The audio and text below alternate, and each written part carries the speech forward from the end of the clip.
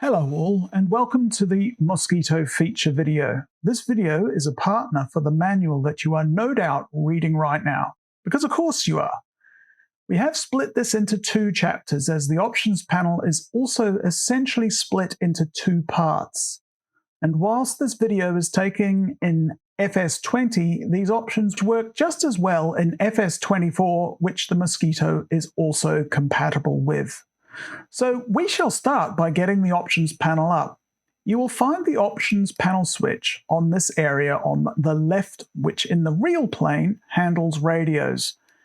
Being this is a video game, we have other controls for the radios. Using this larger switch next to the DF gauge switcher, check the relevant manual page on that, a panel shall show up under what we call the starter panel. So let's do that. Over here, you'll see that this new panel has arrived, and let's get in nice and close. All right, this little box contains a number of different switches and also two knobs. We shall focus on the top 6 switches first, as we are currently in the wrong Mosquito for the options based on these knobs down here. Starting top left to right, we have a pilot removal switch, which essentially removes the pilot, as you can see here. The pilot now has gone, the co-pilot is still sitting there going, what the has happened?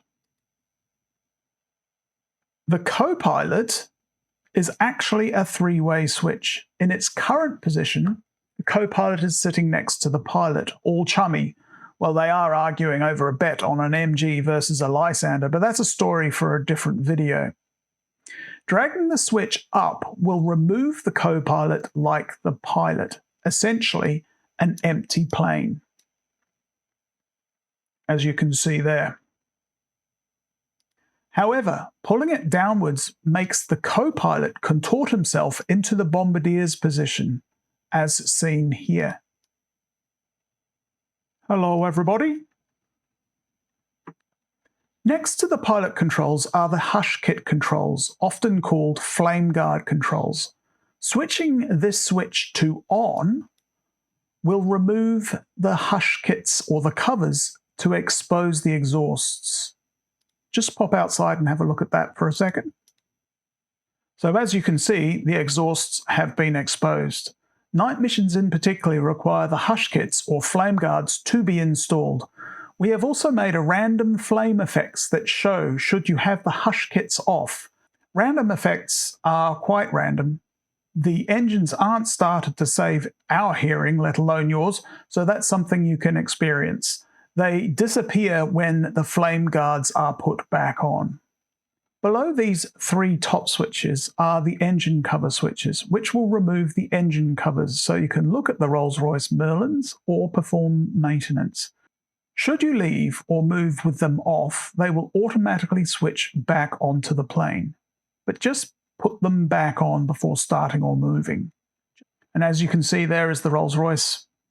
Also, with the engines off, you'll see that the hush kits, because I have not put them back on, are also missing. So something to be wary of. Next to these 2 engine cover switches, you can see that there is a bomb removal. Pretty simple, really. Removes the bombs. We have put the bomb doors on the spoiler key. By default, that is the slash button on the numpad in FS 2020. Unfortunately, I don't know the default assignment for FS 2024. This means that flying with the doors open actually has an effect on the aerodynamics, and also allows you to open and close from the exterior of the aircraft for that 633 squadron movie goodness. Okay, so here we are on the exterior, and I am about to use the shortcut key, the slash on the numpad, to open the bomb doors. And as you can see, there are no bombs inside. Just a very quick note that that switch does not drop the bombs. You can't drop bombs, but it is only hiding them. Useful for if you want to simulate that you've been on a sortie and you've come back. I'll just close that now. Okay, onto the DIY MOS controller section. So pop back in here. We'll just turn these all back to standard. Come on. This section of the video, which details this area of the options panel, might take some time. It's all detailed in the manual, and should you prefer to have it all written down, you'll find it there. For that, we need to exit back to the main menu and choose one of the DIY liveries. I'll meet you there. In the livery list, you will find two blank Mosquitoes named SR1 and SR2. So for you Mass Effect fans, no, it's not the Normandy. This is not the best hangar on the Citadel. If you don't get that joke, it's fine. It's okay. Basically, this will allow you to make your own squadrons and have your own livery. It's weird. We've only just been asked via Facebook whether or not something like this could happen, and we've been working on it for a couple of weeks now, and it's pretty much working how we want it to work. So these two blank liveries will allow you to make a squadron how you want it, or if you aren't in a multiplayer environment, a specific aircraft that hasn't been done or fills out a squadron that we have done. In this case, we're going to be using a GB. But you have to make a choice in the starting livery, SR1 or SR2. They look very similar, but they have different ways of displaying their squadron identifiers. And we will obviously need to type in the serials and squadron identifiers. Let's start.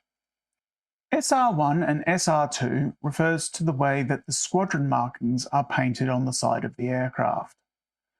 I will bring in a plate that I found on the internet. It's in fact the one that we're going to do. It is a squadron mate to one of the liveries that we actually have got in here already for the 105 squadron.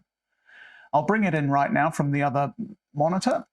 SR1 stands for side rear 1 and SR2 stands for side rear 2. We can see that in most cases the squadron is set up with one letter, in this case A, followed by the roundel, followed by two letters.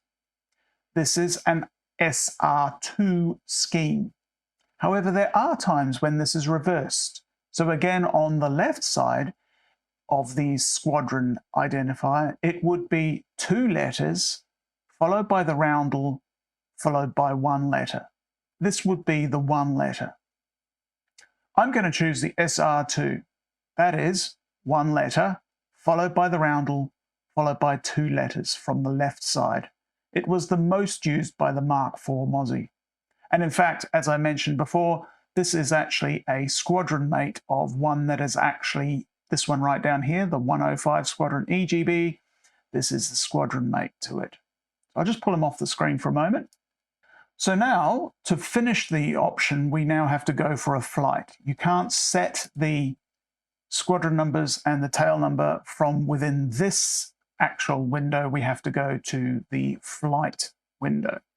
Here we are in the flight management window. For the squadron's letters and serial numbers, we need to go into the customization area. That is found up when you click this area here. I already have it pre-selected. What you need to do is fill out the tail number for the serial that appears on the side of the plane in front of the horizontal tail section of a Mosquito. Just bring that plate in again to show you what I'm talking about. I'm talking about this number here. In this case, it's DZ360. That means that if you have a historical serial, you can plug that in here. So we're going to type in the serial DZ360. For the flight number, we're going to put in AGB. Note the uppercase. In fact, please use your common sense here. And with that, we're able to set up a flight and go flying. In a multiplayer environment, your choices here won't affect others. Their settings won't be applied to you and vice versa. And in fact, the way we have set up the roundels, this is also true. I won't make you wait for the flight to start, so I shall once again meet you there. Here we are at the beautiful Rotorua airfield. In FSX, we use this airfield a lot for testing NDB and nav navigation, but unfortunately in FS 2020 they removed the NDB, so it's just basically a nice area with a lake next to it. However, you're probably looking at the plane thinking, where are the roundels? By default, this is off. This is because we have given you the choice of most of the roundels that were applied to the Mosquito during the war, and you can change them on the fly. Let's get inside to do that. I've already got the options panel out. We will start with the wing roundel choices first, which is the right knob. Mainly because we can sort of see what is going on from the window as the pilot. The indicators are labeled A1, B, B1, etc. This is because historians after the war needed to make some sort of sense out of the changes of roundels used during the war, so they alighted on this option, which means if you go onto Wikipedia, you can actually see which roundel was used when and where, as that page is where we base the indicators from. Moving the knob to the right lights up your choice. You can see the tooltips change as well. Now what I'm going to do is I'm going to move back to where we see the pilot so that we can see out the window. That means that I'm just going to be using the mouse wheel on my mouse to roll through the options. Okay, so with my mouse wheel, we're just going to round it out to the first option, which is A2. Now, we can actually see the wing roundel from the pilot's position. Now, some of you will say that's the wrong roundel for the wing, and you are right, but we are giving you options. The correct roundel is the B option, and is in most cases the correct version for the Mark IV. However, for the purpose of this video, we will show you the other options. Here is the B roundel, which is the correct one.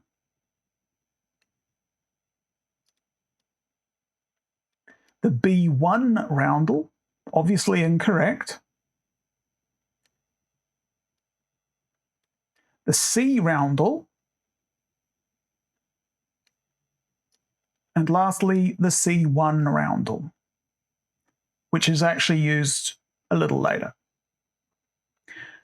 These roundel choices are the same for the fuselage roundel. So we shall set the wing roundel to the correct B variant, which is just B. And should we want to match the plate, the fuselage roundel needs to be set to C1, just to show you what the plate looks like. Now, just to bear in mind, this is a squadron mate, if you like, of one of the liveries that we have already got in game. So we'll go to the fuselage, and we'll pop that to C1. Come on. Having a bit of a silly today. There you go. And we'll pop outside and have a look. Now, unfortunately, there are a few compromises that needed to be made for the use of the game. The real font for the squadron markings, in this case AGB, does not work within the game. So we went as close as possible without resorting to actually making a font. The other issue is that the color of this squadron identifier is hard-coded inside the HTML that we've made. Whilst you can specify colors in the panel of the add-on, this only really works with the 256 preset colors. And those of you who know the Mosquito will know that there isn't a color in that 256 palette that matches what they used. And the last thing to mention is you don't have any control over the color of the spinners. Let me just move over there for a moment. So in this case, we can't match that plate where they are red to the red. However, the internet being the internet, we have seen this livery with grey spinners. At the end of the day, it's just a fun little thing we thought you might want to play around with, fill out some squadrons, or perhaps even just making a livery that we haven't made. And that's really just so that you can have some fun, and that's the main thing. So that ends the options video. We hope that it helps flesh out the manual a bit. Or if you're watching this and don't have the Mosquito yet, show you some of the features that reviewers tend to miss out on their first impression videos. We have of course made a separate video on how to start the Mosquito from a cold and dark position on the apron. So thank you for watching the options video, and as always, happy flying.